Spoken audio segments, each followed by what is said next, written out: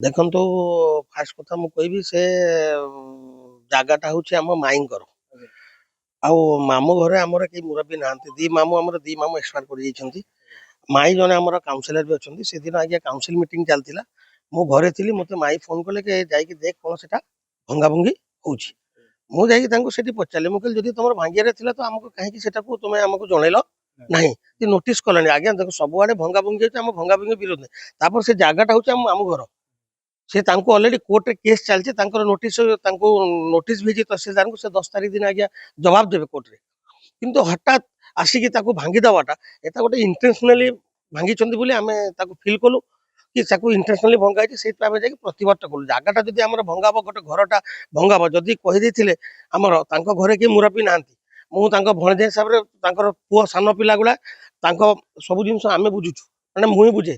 ତ ସେ ଯେତେବେଳେ ମତେ ଫୋନ କଲେ, ମୁଁ ଯାଇକି ତାଙ୍କୁ ସେଠି ପଚାରିଲି କି କାହିଁକି ଆପଣ ସେ ଜିନିଷଟାକୁ ଭାଙ୍ଗିଲେ। ଯଦି ଭାଙ୍ଗିଲେ ଆମକୁ କହିଦେଇଥିଲେ ଆମେ ଖାଲି କରିଦେଇଥାନ୍ତୁ। ଆମେ ସବୁ ଜିନିଷ ସାଙ୍ଗେ ସହିତ ଯୋଗାଯୋଗରେ ଅଛୁ, ସବୁବେଳେ ଜିନିଷ ଅଛି। ଯେତେବେଳେ କହିଛନ୍ତି ସବୁ ସହଯୋଗ କରାହଉଛି, ତ ଆଜି କାହିଁକି ଆମକୁ ମାନେ ଅସହଯୋଗ କରିକି ସେମାନେ ଆସି ଘରଟା ଭାଙ୍ଗିଲେ। ସେଥିପାଇଁ ଆମେ ତାଙ୍କର ପ୍ରତିବାଦଟା କରୁଛୁ ଆଜ୍ଞା। ଦେଖନ୍ତୁ ସେଟାକୁ ଇଣ୍ଟେନସନାଲି ଭଙ୍ଗା ହେଇଛି। ମୁଁ ଆଜି ବି ସେଦିନ ବି ଆମର ପରିବାର ଲୋକ ମାଇଁ ବି କହିଛନ୍ତି, ଆପଣ ଗଣମାଧ୍ୟମରେ ଦେଖିଥିବେ।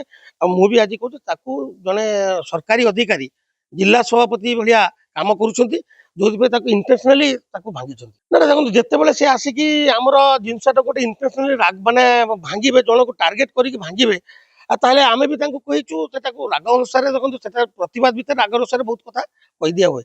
ଆଉ ସେ ତାକୁ ମୁଁ ଇଏ କରେ ନା, ବୁଝିଲେ କି? କିନ୍ତୁ ସେଟାକୁ ସେ ଇଣ୍ଟେନସନାଲି ଭାଙ୍ଗିଛନ୍ତି। ମୁଁ ଆଜି ବି ତ ଆପଣ କହୁଛି ସେ ଇଣ୍ଟେନସନାଲି ଭାଙ୍ଗିଛନ୍ତି। ଦେଖନ୍ତୁ ଆପଣମାନେ ଜାଣିଥିବେ, ଗତ 2 ବର୍ଷ ହେଲାଣି ଆମକୁ ସରକାରଙ୍କ ତରଫରୁ ଯୋଉ ନିର୍ଦ୍ଦେଶ ରହିଥିଲା କି ସରକାରୀ ଜମି ଗୁଡ଼ିକ ଯୋଉଗୁଡିକ ଅତିକ୍ରମଣ ହେଇକି ଅଛି, ସେଗୁଡିକ ଏନକ୍ରୋଚଡ ହେଇକି ଅଛି, ତାକୁ ଏଭିକ୍ସନ କରାଯାଉ। ମୂଲ୍ୟବାନ ସରକାରୀ ଜମି ଭଦ୍ରକ ଟାଉନ ଭିତରେ ବହୁତ ସ୍ଥାନରେ ଥିଲା। ଆପଣ ଜାଣିଥିବେ, କଚେରୀ ରୋଡ ଠୁ ମେନ୍ ରୋଡ ଠୁ ଆରମ୍ଭ କରି ଚରମ୍ପା ଷ୍ଟେସନ ରୋଡ ଇତ୍ୟାଦି ବାଇପାସ ପାଖରେ ମଧ୍ୟ ବଡ଼ ଧରଣର ଏଭିକ୍ସନ ଆମେ କରିଛନ୍ତି। ଏବେ ମଧ୍ୟ ଆପଣ 6 ତାରିଖ ଦିନ ଆମେ କଲେ ଶାହପୁର ମୌଜାରେ ଗୋଟେ ଯୋଉ କଲେ NH କଡର ଭ୍ୟାଲୁଏବୁଲ ଦିଏ କଲ୍ୟାଣକୁ ଆମେ ଅତିକ୍ରମଣ ମୁକ୍ତ କଲେ। ସେ ପରିକ୍ରମରେ 7 ତାରିଖ ଦିନ ଆମର ମଠସାହି ମୌଜାରେ ସେଟା ଯୋଉ ଏଭିକ୍ସନଟା ହେଲା। ଆଡିକିସମ ତାର ଅଛି, ଆଡିକିସମ ଉପରେ କିଛି ଇଲିଗାଲ ଷ୍ଟ୍ରକ୍ଚର ଥିଲା।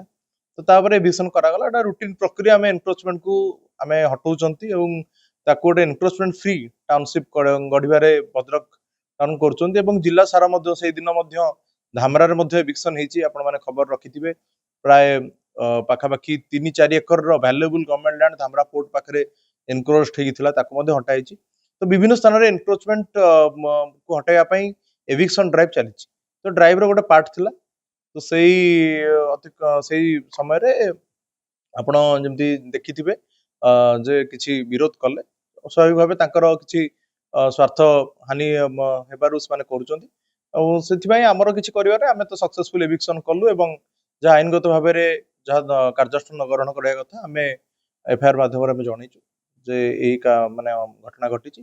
ତେଣୁ ଆଇନ ତାର ବାଟରେ ଯାହା ଆକ୍ସନ ନେବା କଥା